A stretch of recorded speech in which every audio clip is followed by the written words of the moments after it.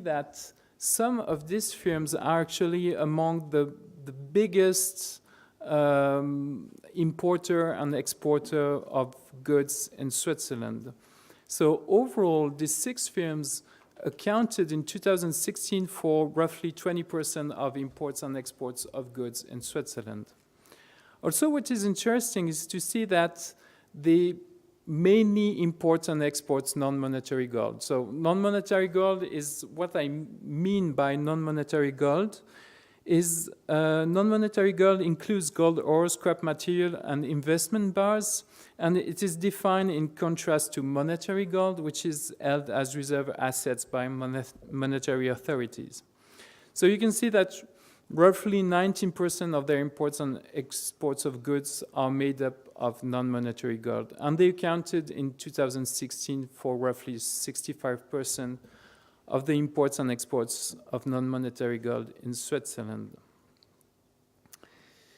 So to sum up here, we can say that trade in Switzerland is somehow limited, is concentrated in a limited number of firms, and that the impact of the 6 refineries on foreign trade statistics is large, and they have a close connection with non-monetary gold. Yet, for us, for instance, for a national account, which is interesting, is that we have very few information on gold ownership and also on the actual output of these refineries, whether they just provide processing services or whether they sell goods or whether even they make some trading and therefore produce some trade margin.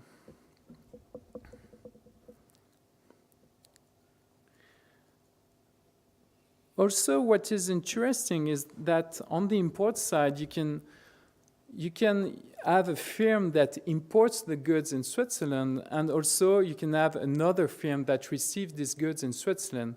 That's the distinction between the importer and the consignee, and this distinction is made in the customs declaration. And now it's really a relevant distinction, and analyzing imports from a consignee perspective can result in a completely different picture, as exemplified by firm A. If you look at firm A, so you look at, for instance, on column 4, you can see that from the consignee perspective, it received 17 billion Swiss francs of non-monetary gold in 2016. However, if you look at the imports from the importer perspective, you can see that it imports only for 40 million Swiss francs of non-monetary gold.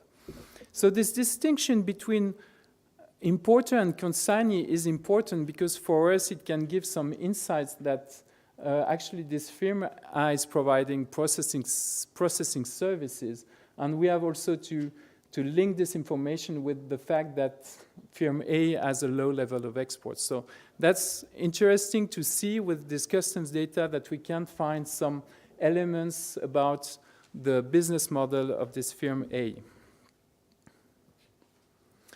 Now, as I shown you, these refineries, they are very large gross trade figures.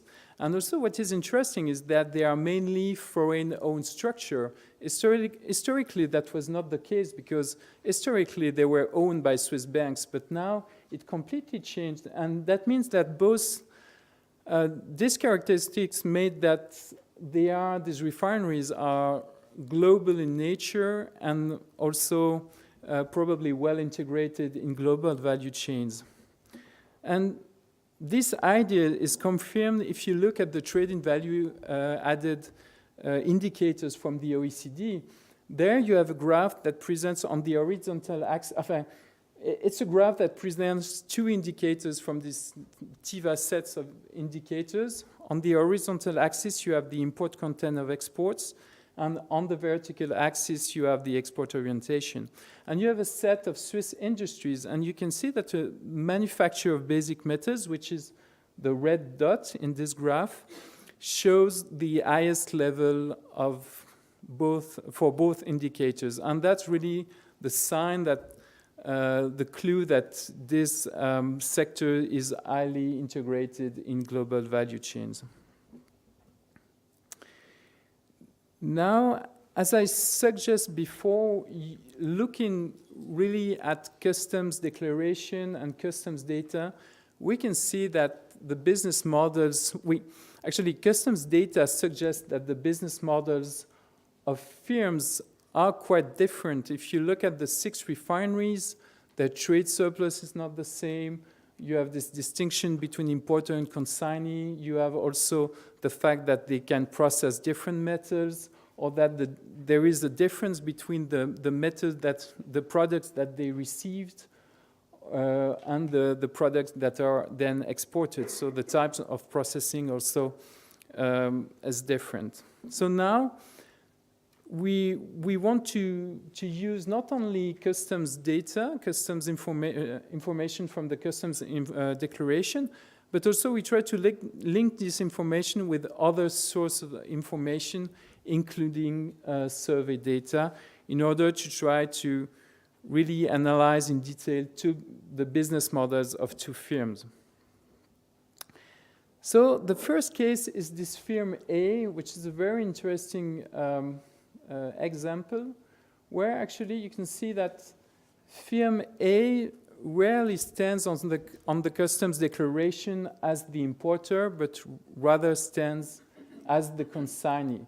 So it received the non-monetary gold, and this non-monetary gold is imported by another Swiss resident company, which is firm W, which is a wholesaler.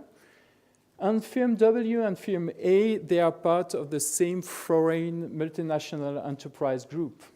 And then firm A provides the processing services to firm W. And then once the process is over, firm W exports from the location, from firm A's location, the non-monetary gold primarily to Asia. So that's how it works for firm A.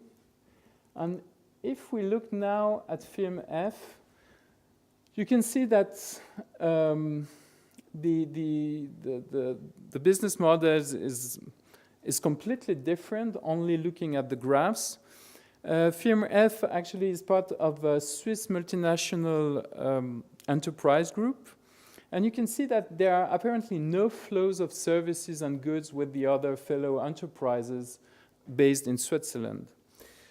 Firm F also does not own the merchandise that it processes and provide processing services, but it works with different types of metals, and also it exports nearly 50% of its processing services. So it means that we have cases here clearly from what we call a case of inward processing.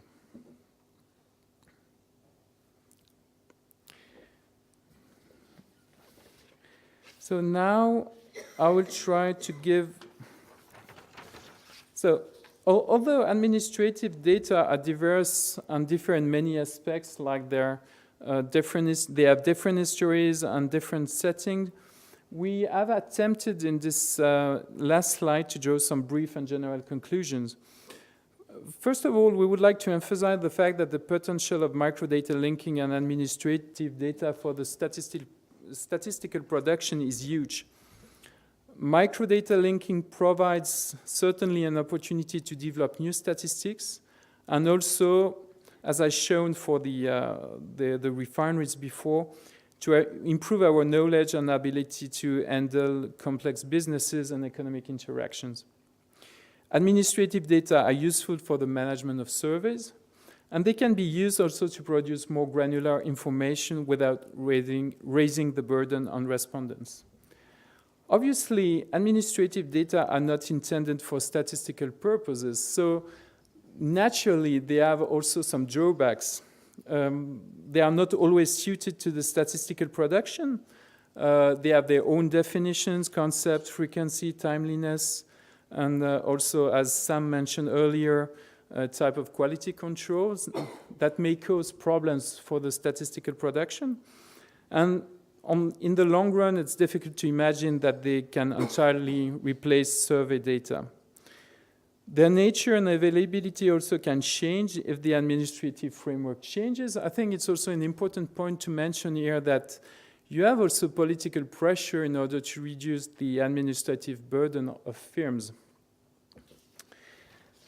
So all in all, I think the Federal Statistical Office is like any other national statistical institute. It faced the challenge of generating and providing more information without increasing the burden on respondents. So it will certainly make sense for the Federal Statistical Office to continue to work in the direction of microdata linking and the use of administrative data. And yeah, that's what we are going to do in the future. So thank you. Thank you very much. Thank you.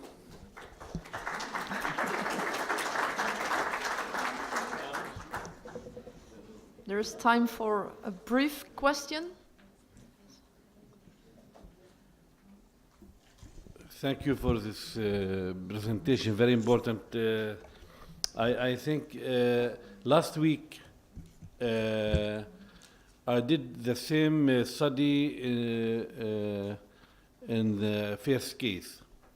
To prepare my colleagues next month, they will participate in study visit to Bulgaria. Bulgaria, they use financial statements and VAT information for instead of economic surveys for national accounts. And I will, the objective was to see what's the difference between the data from financial statements from VAT office and our surveys. Already, we selected 75 establishments, and we compare 3 indicators, 3 variables. Value added, production, and another one, I don't remember it, but 3 variables. And I remember that the value for me, the results was very surprised for me. Theoretically, because what we know that the people, when give the financial statement for the government, they reduce the values, because the tax, to reduce the tax for them. But the result was VAT values larger than the data we collected from the survey. The same idea here. And this for me, really, I cannot answer why. If I put this as a question for everybody here, can explain why it, because they are impact in the future. If I use these values in the future instead of surveys, what will happen in the national accounts? This will increase the value of national accounts also. So if I need answer maybe for that from you, from anybody can help. Thank you. You want to respond? Okay, thank you for the question. Yes, in fact, that is something that we also saw in our data and in our works when we have made this comparison. That is one major things that appears. It's the way the enterprise completes the declaration of tax, and that may some differences with the survey, and also there is some different way to take into account the data. For example, in a statistical perspective, we do take into account only the margin for some activities, and in the declaration, enterprises declare the whole gross figures, but the declaration, the value-added tax authorities now already know what they have to withdraw with the declaration. So at the end, for the enterprises, it's change nothing, but for the tax declaration, sometimes the data are much more complicated to interpret and to give the same picture as in a statistical perspective. One may say also that we collaborate closely with those administrations. One thing that we can do is to have contact with them in an early stage of the production process. In the case of value-added tax authorities, the control are made only, we can say, in a fiscal perspective, in fiscal objective. They want that the enterprise give the amount that they have to pay and to declare for the fiscal criteria. But we can maybe discuss with them for other perspectives like statistical view and to put together those two points of view. Okay, thank you. Well, I don't want to put too much pressure on Claire, so I close this one and ask you to the stand. Thank you, Oliver, Camille and Sam.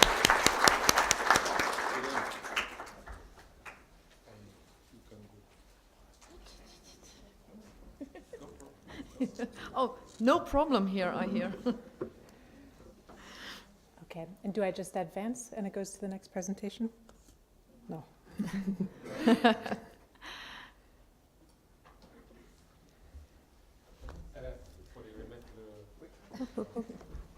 The special. Yeah. I think je crois que c'est bref. Merci. No.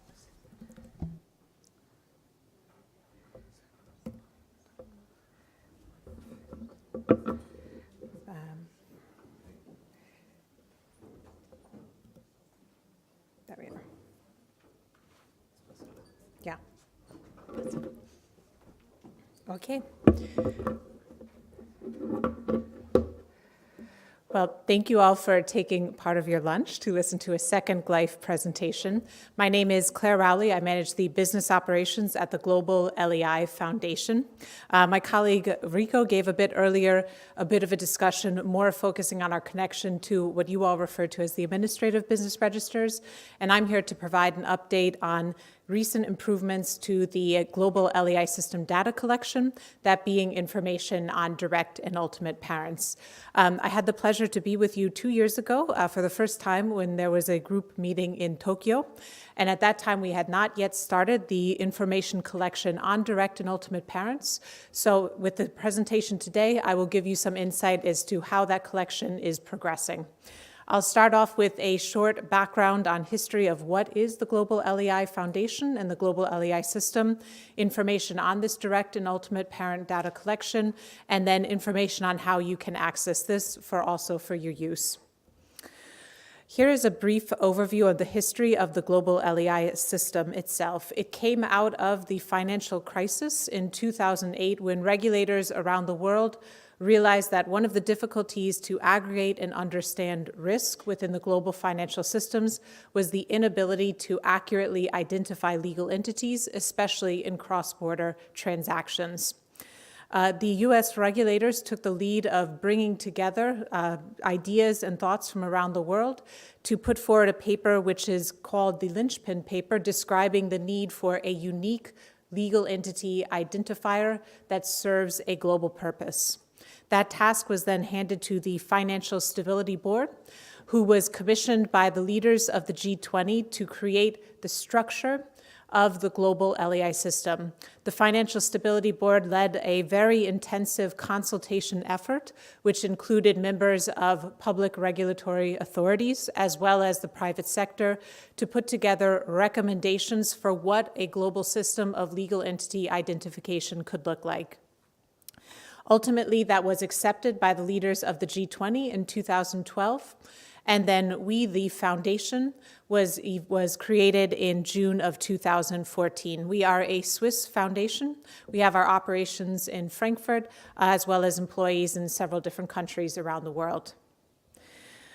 Here is an overview of the structure of the operating or policy bodies within the global LEI system. We have at the very top something called a Regulatory Oversight Committee. This is a group of 71 public regulators from around the world that set the policy and the evolution of the global LEI system. We, the Foundation, GLIFE, are in the middle.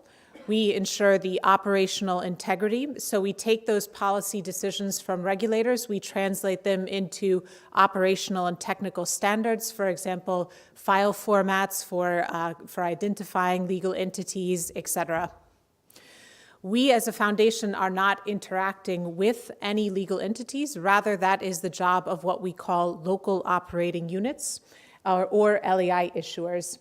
These are the bodies that day-to-day interact with the legal entities desiring to obtain an LEI or renew the information associated with their LEI.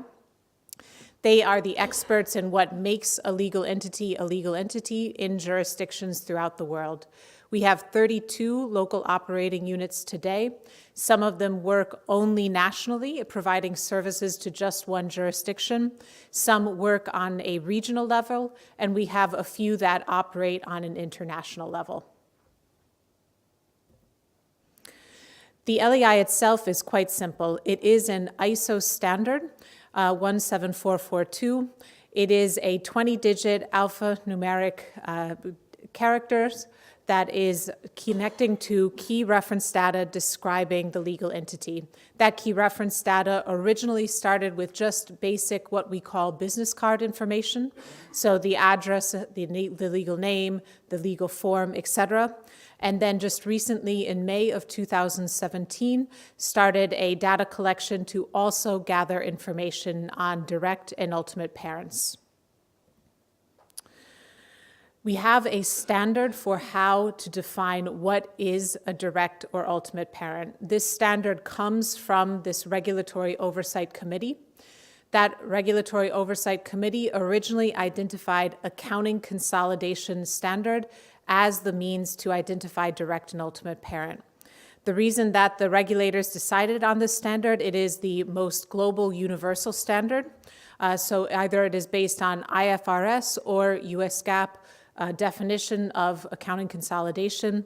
Also, if there is a local standard currently in use, because perhaps a country has not yet converted to the IFRS standard, then that is permitted as well. A very important principle of the global LEI system is the transparency and the availability of information free of use to all consumers. So indeed, the information on direct and ultimate parent information is published. It's available on the Global LEI Foundation website. What we do is we collect each day from the local operating units all of the information on the LEIs that they have issued or renewed or otherwise updated data. We gather that information and we make it available on our website via a tool that we call the Global LEI Index.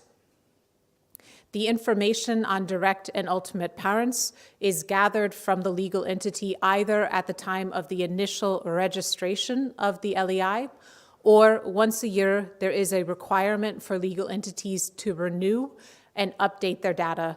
So that could be identifying a new direct or ultimate parent, or it could simply be reconfirming that the same structure is in place. I'll briefly describe the types of categories we have for direct and ultimate parent. This is a snapshot of our quarterly business report, and we have 4 categories of classification of parents under either your direct or your ultimate category. If we look just, I suppose, all the way to the left, I believe it would be, you'll see that is the direct parent branch of the graphic. What you'll see is our first category are legal entities that report a direct parent having an LEI. That is the strongest and richest information for users of the global LEI system, because then you can create that network fully with the public LEI data. We then have a second category, and that is legal entities that report a parent, but that parent does not yet have an LEI. So you'll see our first statistic is 7%, the second is 11%. So in total, we have about 20% of legal entities reporting a parent in the global LEI system. This is a category that is temporary. When the regulators were inputting the policy for the data collection, there was a lot of debate on if there's some confidentiality restrictions, how to force legal entities to get LEIs for their parents if their parents don't have them. So the regulators decided to have a period of data collection where information on parents without an LEI is gathered. The regulators will evaluate that information and come to a decision how they want to deal with that. They could decide that simply all parents will be required to also have an LEI, and then we would see a conversion from that 11% bucket over to the left. Or they could decide that they will just publish that information without an LEI. So we also at the GLIFE, we wait, our understanding is within the next 3 months, the regulators will take a decision. But ultimately, if you put the two categories together, this is the information that we have where entities have a direct parent. Our last two categories, we have a category where a legal entity reports they have no parent according to the accounting consolidation definition used. As we heard from the colleague from Italy earlier today, that could be sole proprietorships, single-owned entities, so a large proportion also of businesses that are out there today. And then the last category is a category we call legal opt-out. That is the one that is at 4%. So it is an option for a legal entity to indicate there are legal reasons that prevent it from sharing and providing this information into the system. This was, again, a policy compromise from the regulator perspective where there were concerns about confidentiality with the initial data collection, but we're very pleased to see that it's a very, very small part of the overall data collection. We will be enhancing accessibility to this information in the upcoming months. We will expand our LEI search until the end of the year so that you will be able to view this data. And then in the first quarter of 2019, also enhance some of the automated ways to connect to this information. I just briefly show you the new search facility. Today, we are simply showing information on what we call our basic business card information. On the other side of the screen, you'll see here we will be expanding it so that once you access the individual legal entity, you will then be able to have an additional menu that gives you information on the direct and ultimate parents. And you will then be able to drill down into different levels of the ownership. So where we have networks appearing within the global LEI system, you will be able to easily visualize and see that via the public search facility that's on the GLIFE website. And some additional enhancements that might be a bit more interesting to you, I'll start with the one on the bottom, that is our API. So today, users can access the LEI data in a machine-readable and automated fashion using the API. However, that is only our basic business card information.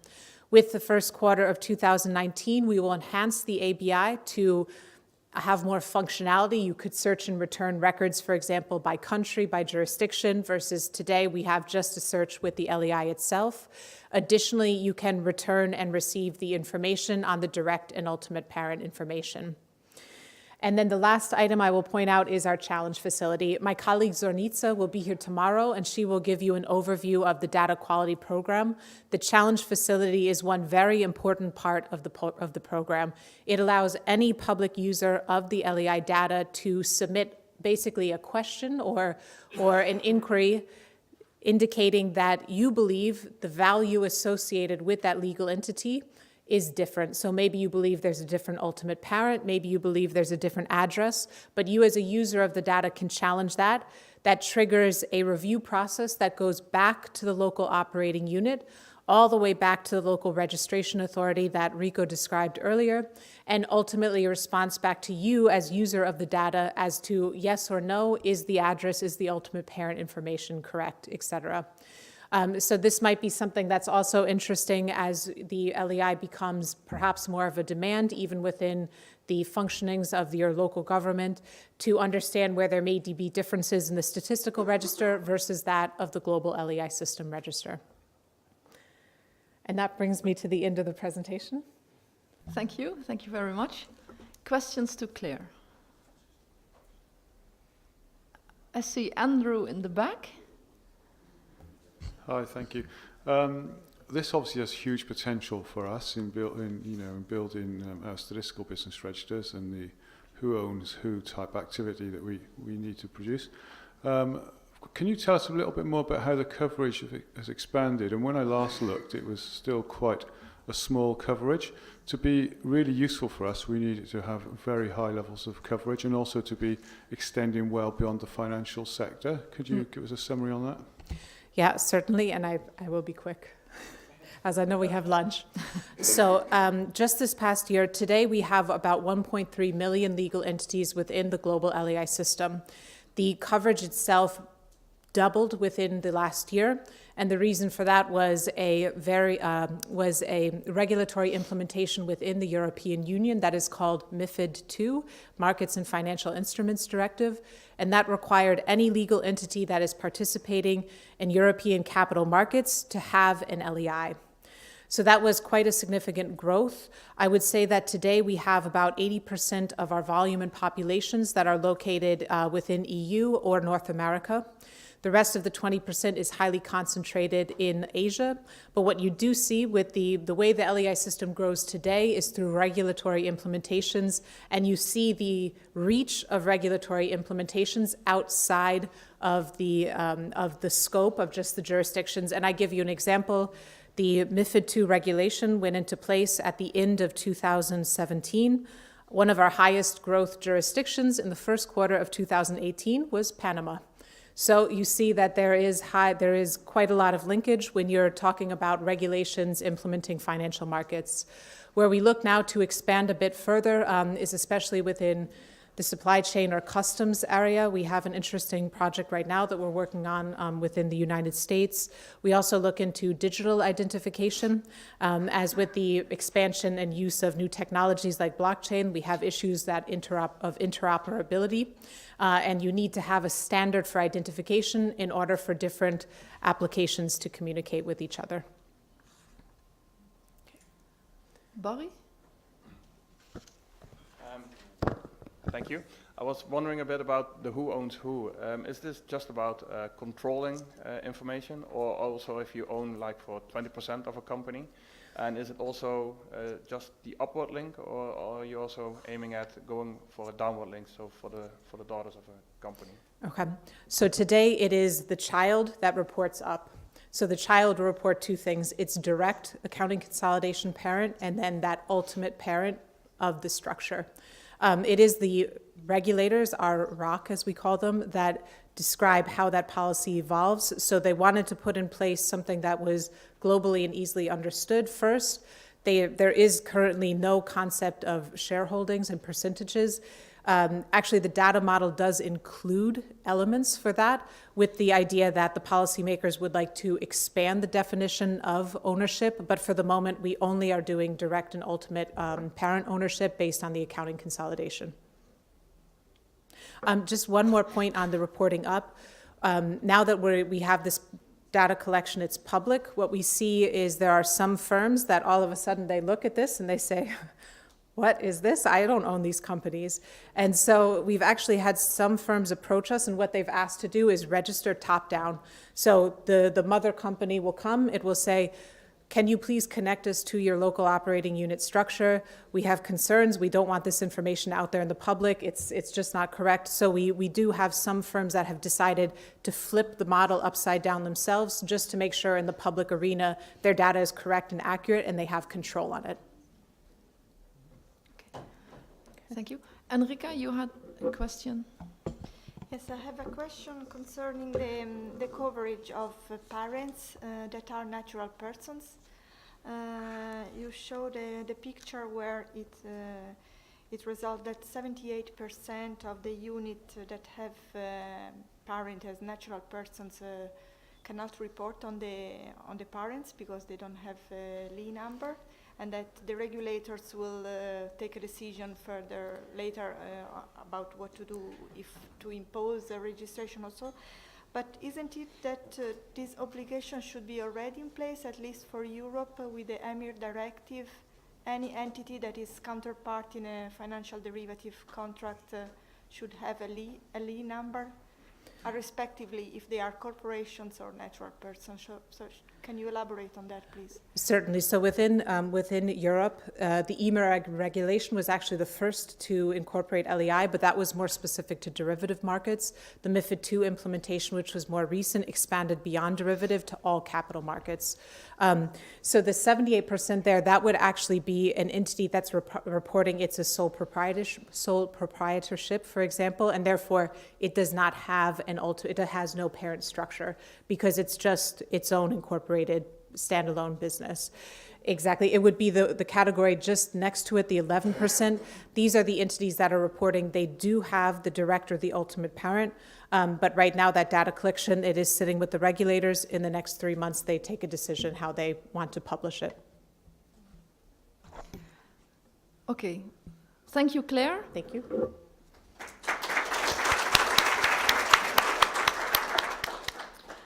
We are a little bit behind schedule, but the good news is that we will still have 1 hour for lunch, so we will continue 2:15. I would like to thank the contributors to this session. We have learned that administrative business registers deal with the same problems and issues when it comes to data exchange as the statistical ones, which actually underpins the need for more cooperation between the two. Olivier showed a very fine example how administrative data can support dealing with economic structuring, which is a tough issue for both the statistical business register as well as the users of the data of the SBR.